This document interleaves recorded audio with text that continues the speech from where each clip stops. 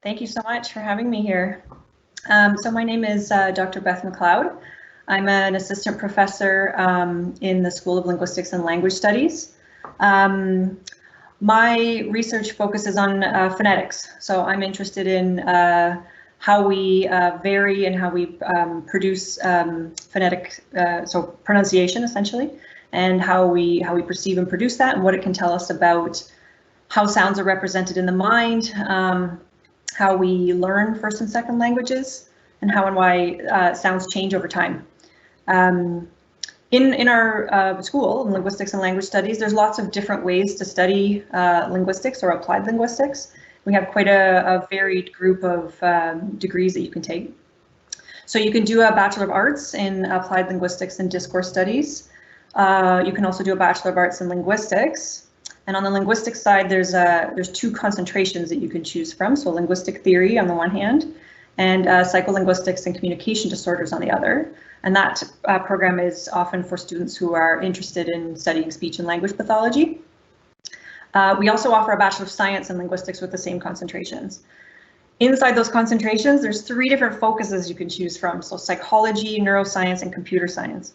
So there really are a lot of ways to kind of customize your degree and really focus on the parts of language that you're interested in.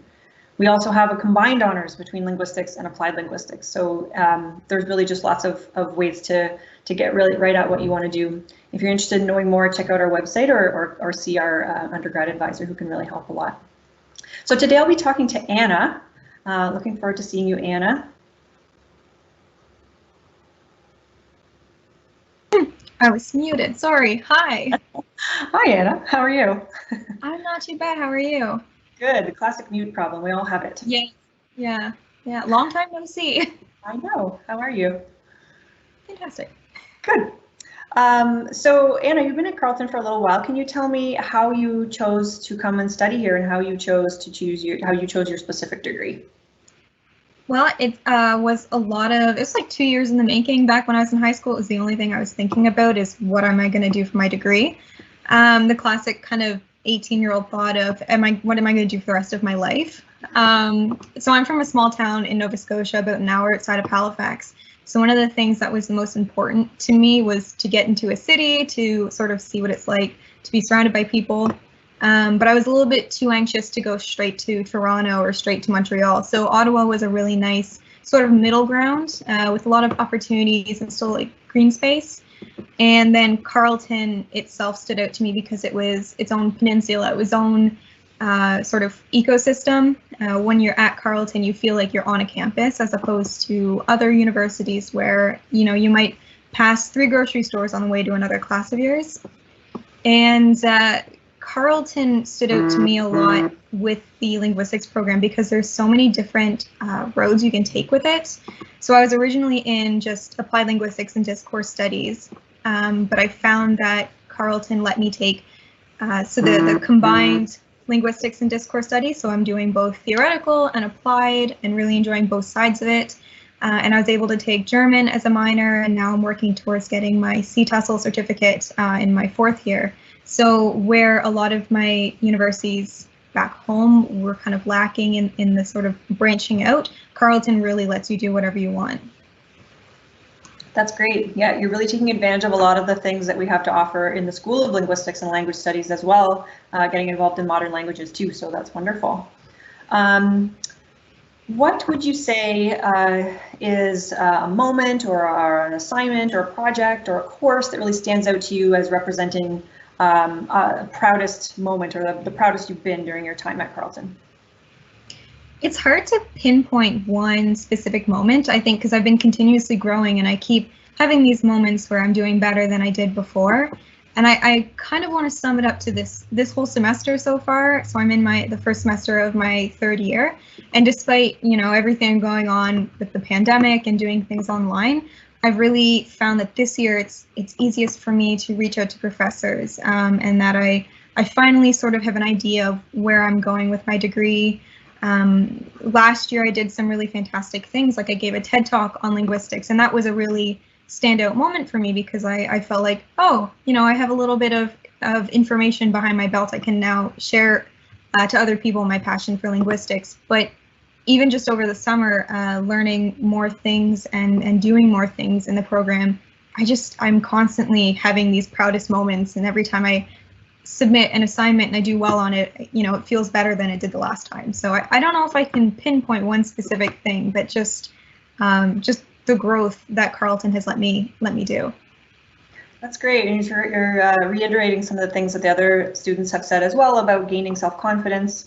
I love that you did a TED Talk. That's amazing, and really speaks to a challenge that we all have, which is kind of translating what we're learning for people who aren't in your classes, people who aren't in the middle of learning about the same thing, right? And linguistics is one of those things that pretty much everybody's interested in, even if they don't call it that, right? It's language, it's how we use it, how we communicate, and it seems to be something that's kind of universally interesting, and so we need to find ways to communicate with the public about it. So it's amazing that you're already started on that.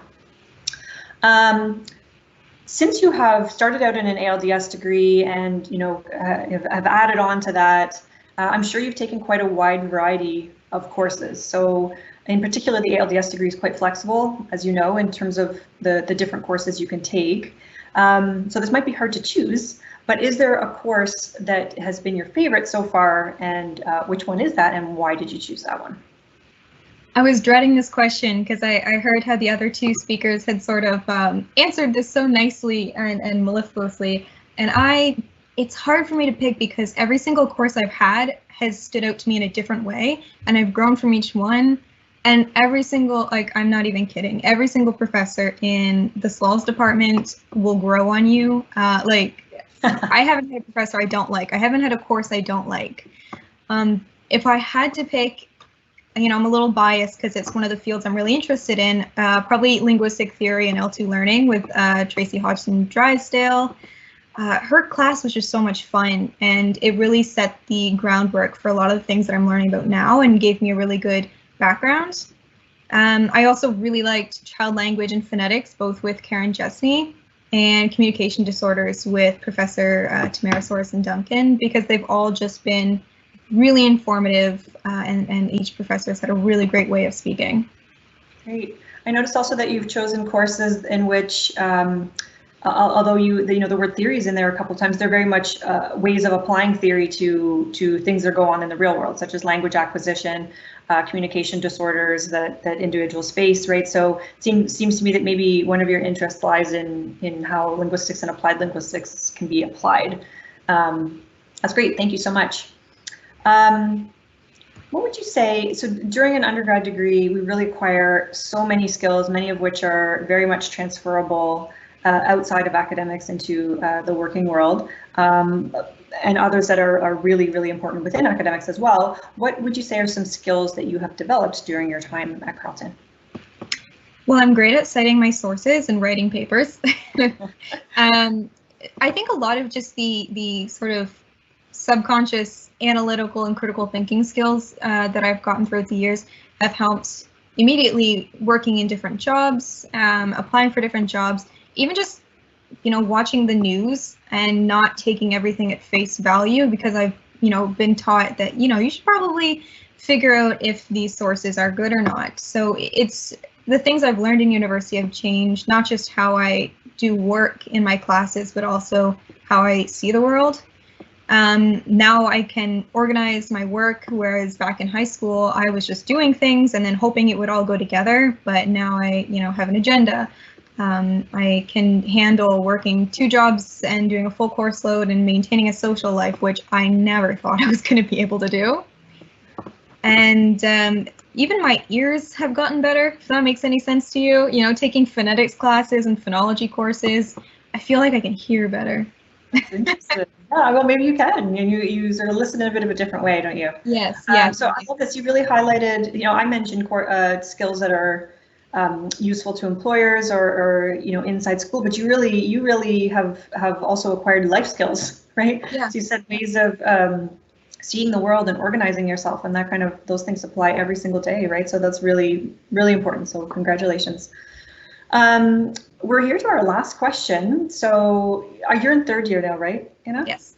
Okay, so you have a little bit more to go, but you're getting there. So looking ahead at this point, where do you hope that you go next with your degree? So where do you hope your degree takes you? And what are you doing to prepare for those next steps? So I came into my degree pretty much certain that I wanted to go into ESL. And if not that, I had learned about something called language documentation and revitalization and thought, gosh, that sounds really cool. And they're both drastically different fields, but they were both the two things I sort of had my eyes set on. And I realized right when I sat down in my first class that, wow, I hadn't thought about that entirely. I really just narrowed myself down to two choices, and two choices I didn't really know much about anyways. And so since then, I've sort of bounced around the ideas of going into speech language pathology or natural language processing. But what keeps coming back to center is really second language acquisition, bilingualism, and child language acquisition. So all of the sort of applying theories to the real world and how do people actually acquire languages in different scenarios.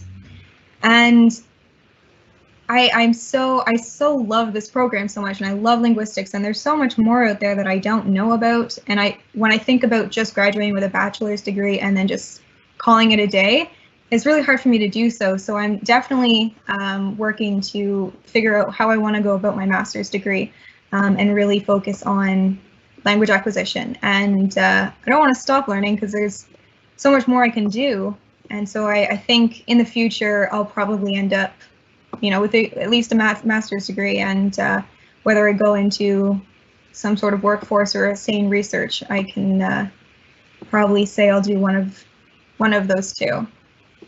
Well, that's fantastic. And you can take it one step at a time, right? So if it feels to you now that doing a master's feels like the right step, then you don't have to know what you're doing after that, right? So you can just do that and then see, just as long as you're open to new influences and opportunities as they come up, then something will come up. And I don't know if you know this, Anna, but we in linguistics just launched a master's in linguistics this fall. So yes. Right now we have our first cohort of master's students in linguistics and PhD. And the PhD is in linguistics, language documentation, and revitalization. So that might interest you as well. So thank you so much for talking with me today. It seems like you have a very bright future in front of you, and I'm so glad that you are really enjoying your degree and your time here in your courses. I know that it's always a pleasure to have you in my classes, so thank you so much. And nice talking to you. Thanks.